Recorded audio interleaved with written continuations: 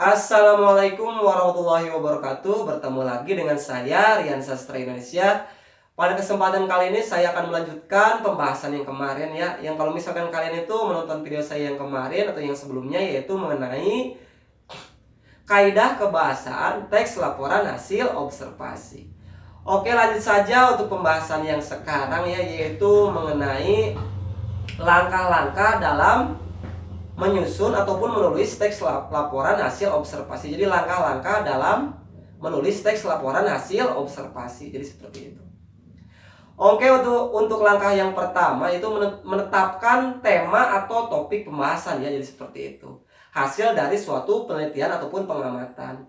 Jadi misalkan contohnya seperti ini. Misalkan temanya atau topik pembahasannya itu mengenai kesehatan ataupun mengenai politik ataupun mengenai suatu peristiwa ataupun kejadian ataupun juga mengenai sesuatu hal ya yang berkaitan dengan apa yang kalian teliti, yang kalian amati. Jadi seperti itu.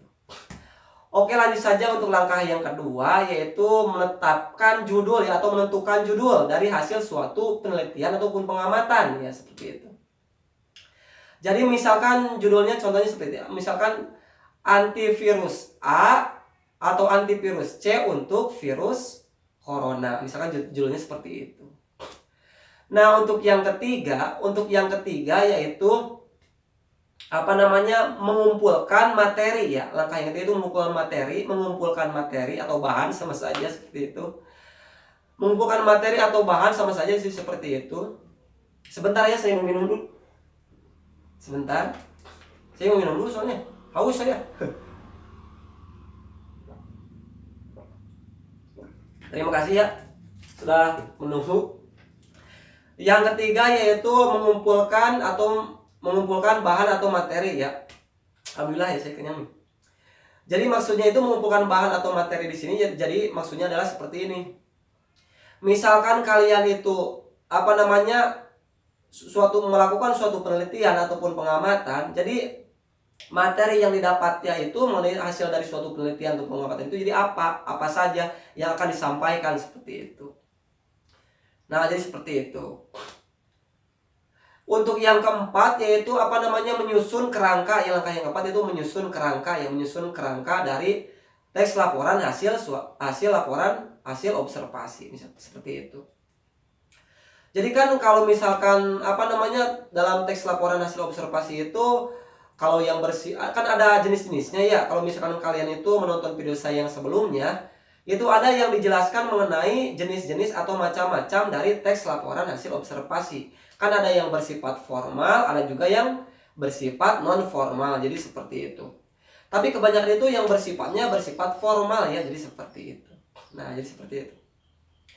Oke, kalau misalkan kalian itu menonton video saya yang sebelumnya juga, ada di sana itu kalau misalkan kalian ingin membuat kerangka, kalau yang bersifat formal biasanya sesuai dengan struktur teks laporan hasil observasi. Ada juga penjelasan mengenai struktur dari teks laporan hasil observasi di video saya yang sebelum-sebelumnya. Yang pertama itu adalah judul ya, judul. Yang kedua adalah pernyataan umum ya. Nah, yang ketiga yaitu deskripsi bagian. Yang keempat yaitu deskripsi manfaat. Dan yang kelima yaitu adalah penutup. Jadi seperti itu. Nah, kalian itu bisa gunakan seperti itu polanya. Kerangkanya bisa digunakan seperti itu. Nah, untuk yang kelima, langkah yang kelima yaitu mengembangkan ya kerangka yang kalian tadi buat itu berdasarkan struktur teks laporan hasil observasi. Yang dari pertama judulnya apa? Yang kedua pernyataan umumnya apa? Yang ketiga yaitu deskripsi bagiannya apa? Yang keempat deskripsi manfaatnya apa? Yang kelima penutupnya apa, dijelaskan. Jadi seperti itu. Nah, tadi yang terakhir atau yang keenam, langkah yang keenam yaitu setelah kalian menulis teks laporan hasil observasi atau membuatnya ya. Jadi menganalisis, yang keenam yaitu menganalisis ataupun menganalisa ataupun memeriksa kembali hasil teks laporan hasil observasi yang kalian itu buat atau tulis. Sehingga nantinya itu sesuai berdasarkan fakta hasil dari suatu penelitian ataupun pengamatan, sesuai juga dengan kaidah kebahasaan bahasa Indonesia, sesuai dengan kaidah teks laporan hasil observasi, sesuai dengan struktur teks laporan hasil observasi, menggunakan bahasa yang baik, menggunakan bahasa yang benar, menggunakan bahasa yang baku, tanda baca yang baik, penggunaan huruf besar, huruf kecil yang baik. Jadi contohnya seperti itu. Sehingga nantinya itu akan menjadi suatu teks laporan hasil observasi yang baik, benar, bagus, dan mudah dipahami, dapat diterima di masyarakat. Seperti itu. Ya seperti itu. Nah, jadi seperti itu. Nah, ada juga yang bersifat non formal, yang tidak formal. Kalian itu bisa nontonnya ya di video saya yang sebelumnya, yaitu mengenai jenis-jenis atau macam-macam dari teks laporan hasil observasi. Yang ini yang saya jelaskan ini mengenai yang resminya saja, yang kebanyakan digunakan seperti itu.